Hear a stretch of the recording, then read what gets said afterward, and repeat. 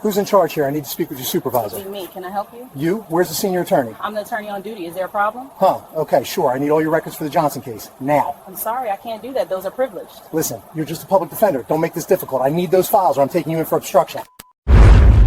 Officer Danvers had no idea what he just walked into. In the next 6 minutes, he would lose his job, his pension, and his freedom for 7 years. The quiet public defender he dismissed had a secret. She was the president of the State Bar Association, a former prosecutor with 15 years of experience. She had won 3 big cases about police rules in the state's highest court, and her office camera was recording his every illegal move. But first he had to make the mistake.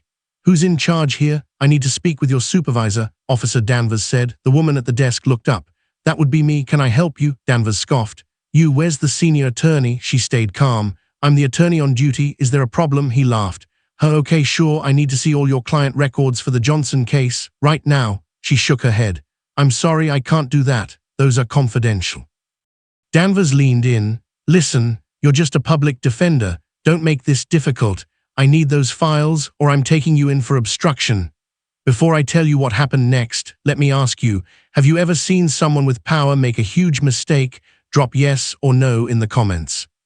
Officer Danvers had no idea who he was talking to. Her name was Maya Reynolds. On that Tuesday night, she was just trying to do her job. She was a senior public defender. She worked on murder cases. She had been a lawyer for 15 years. She went to a top law school. First, she was a prosecutor. Then she chose to defend people who could not afford a lawyer. But that is not her most important job. Maya Reynolds was the sitting president of the State Bar Association. That means she was the head lawyer for the entire state. She wrote the rulebook that police must follow when dealing with lawyers.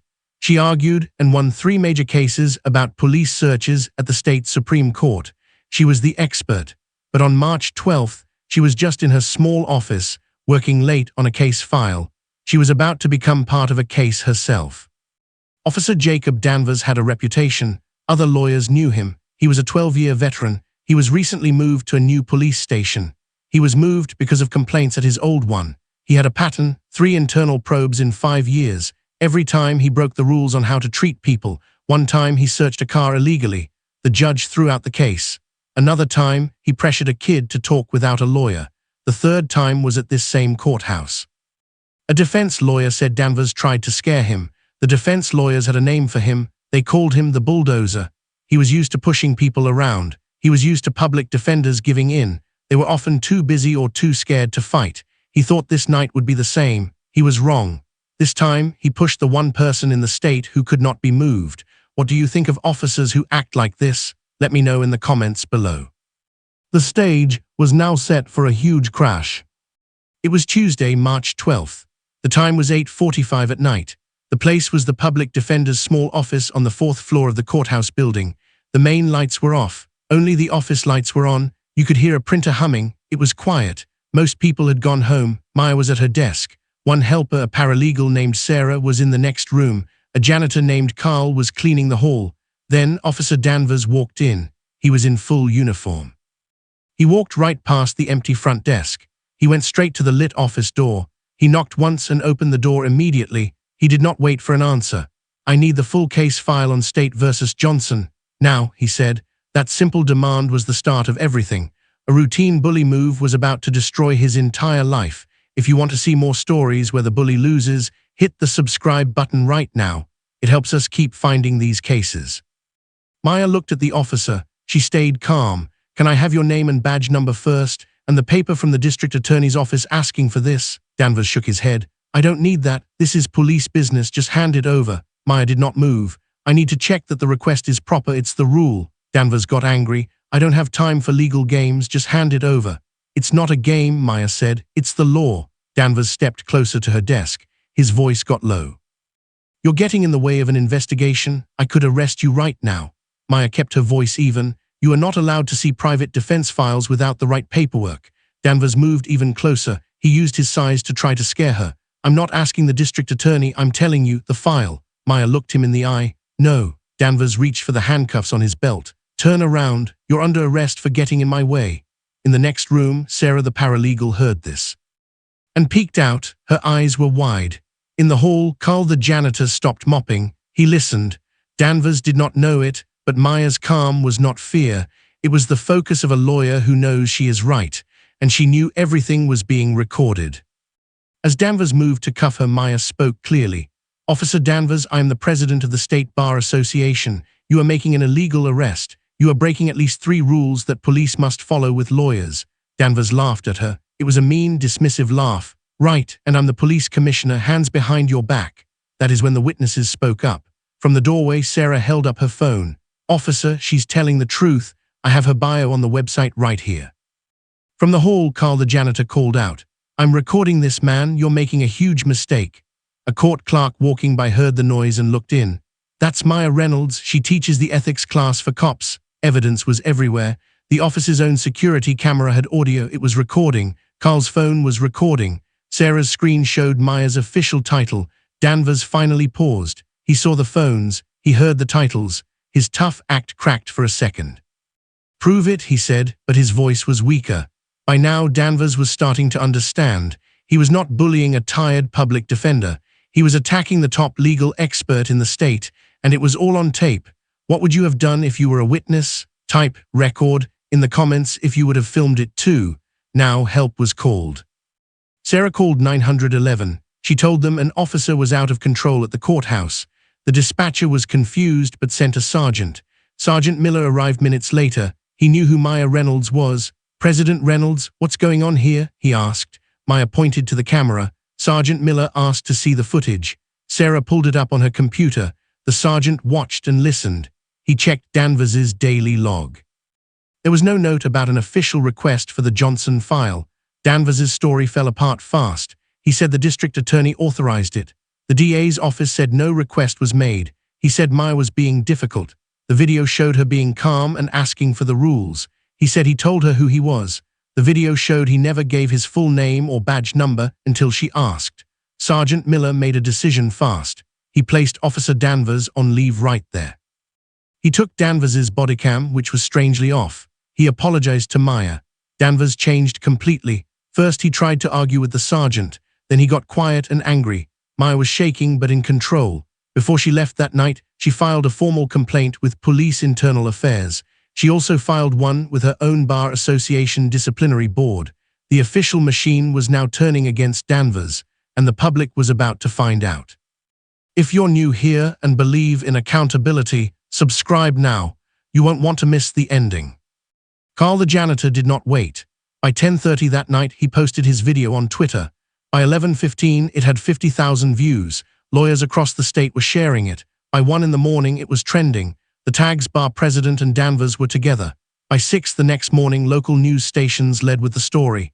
"Cop arrests State Bar President," the headlines read. By noon, the video had 2 million views on Twitter, TikTok, and YouTube. People were angry.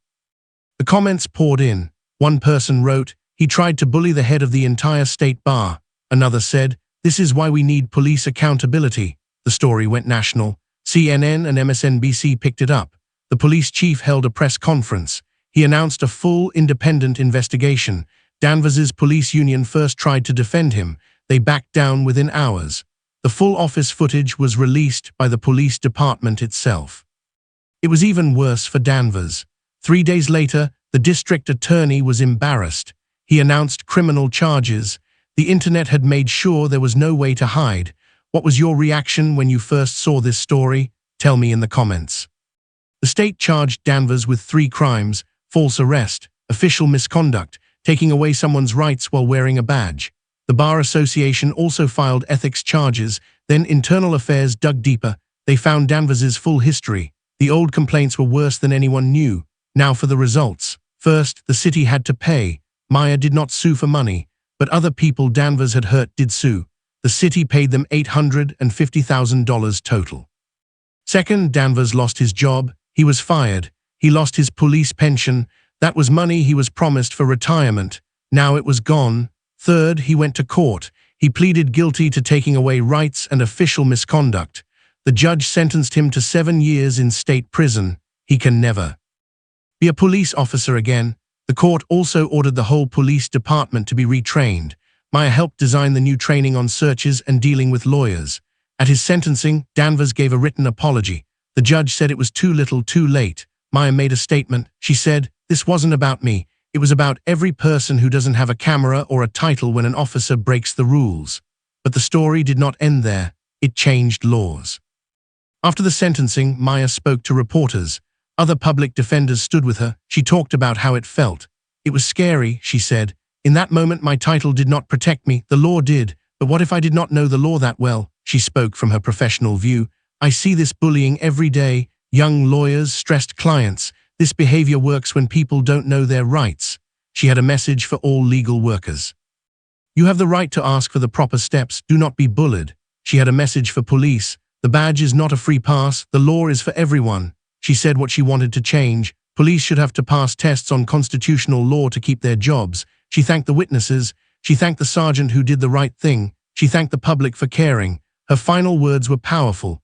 "My job is to make the state prove its case." That night, the state failed its own test. One of its agents learned that rights are not just words on paper. This case showed a bigger problem in the system. This was not just one bad cop. Data shows many complaints about illegal searches. Very few officers get real punishment. This case was different because the victim was the ultimate insider. She had power, proof, and a platform. The root cause is a culture that lets some officers act like they are above the rules. Weak internal reviews let it happen. This case forced change. New rules for police getting defense files were written. It strengthened court rulings on what obstruction really means.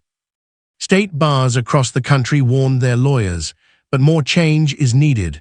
We need clear consequences for officers who break constitutional rights. We need public records of officer discipline. This is about fixing a system that protects bullies until they pick the wrong person to push. So let me ask you, how many people without Maya's job have had their rights ignored? Does police accountability only happen when the victim has power? What does it say about our system? Because if we don't fix the weak oversight, if we don't stop the culture of impunity, then we're just waiting for the next Danvers, the next victim who cannot fight back, the next injustice that no one sees. Comment below if you believe officers should need a license to police that can be taken away. If you think stories like this matter, hit that subscribe button. We are going to keep exposing these stories. We're going to keep demanding better. This isn't just about one rogue cop or one bar president. It's about all of us and what we are willing to accept. See you in the next one.